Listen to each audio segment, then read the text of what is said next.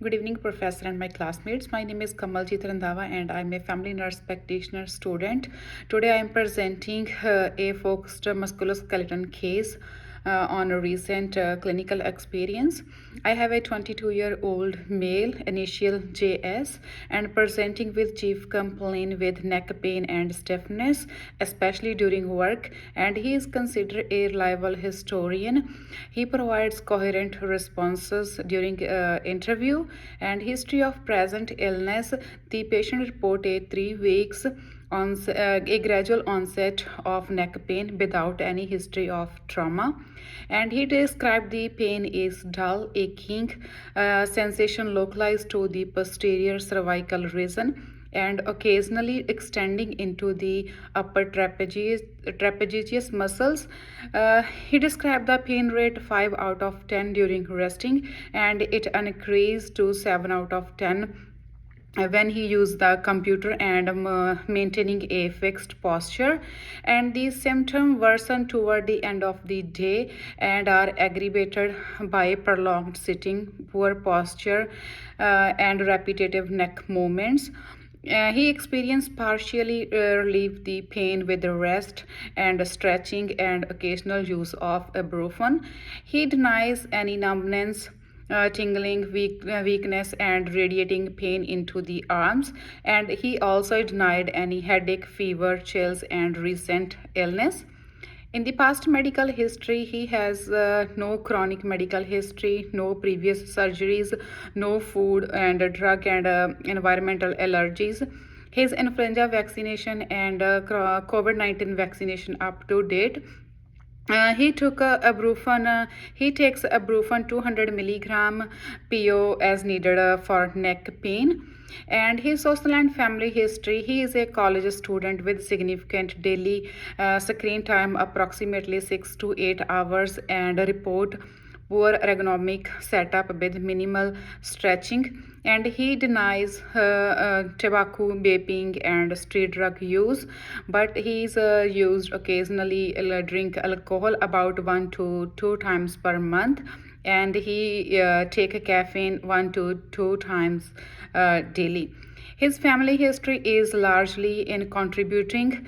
Mother is alive, healthy, and father is alive with mild hypertension, and he has a one sibling 15-year-old brother, healthy. And his maternal grandparents, maternal grandmother is has osteoarthritis, and maternal grandfather diseased with cardiovascular disease, and his paternal grandmother has diabetic, and paternal grandfather has a low back pain history. And during the review of the system, his musculoskeleton is positive for neck pain and stiffness, and negative for neurological symptoms, headaches, or other system of complaints.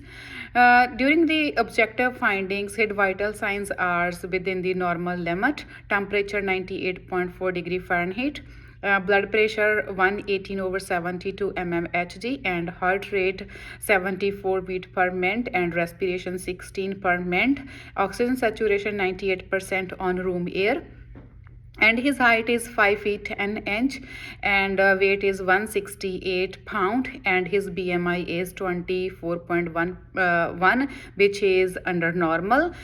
And on the physical examination, the patient appeared calm, well, and no acute distress noted.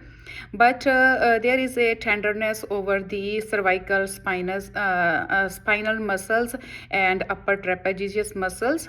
The active range of motion is decreased, especially with flexion and rotation due to pain, while passive range of motion is slightly improved but still limited. There is no cervical lymphadenopathy, and a neurological exam is normal with intact strength, sensation, and reflexes. Partial assessment reveals a forward head position. During the assessment, the primary diagnosis is cervicalacia, most constant with cervical muscle strain, and this is supported by a gradual onset of pain and posture-related symptoms, localized tenderness, but the absence of neurological deficits. The differential diagnosis is the first is cervical muscle strain, which is the most likely diagnosis given during exam findings and history, and the second is cervical radiculopathy is less likely due to the pain is not radiation to the arms and there is no any neurological symptoms, and third is tension type headache is also less likely due to the patient deny any headache. In the plan there is no any need any imaging and x-ray at this time due to the absence of red flag symptoms, though it may be constant if the symptom persistent beyond 4 to 6 weeks.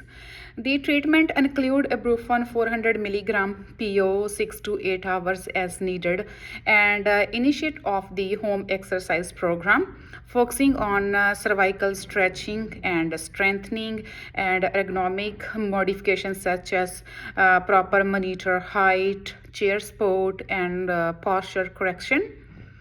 The patient was educated on maintaining proper posture, avoid prolonged forward head positioning, and taking break every 30 to 60 minutes during screen use.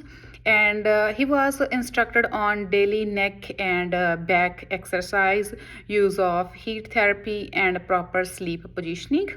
He was also advised to take ibuprofen with food to reduce gastrointestinal side effect, and he verbalized understanding and agreed to this plan.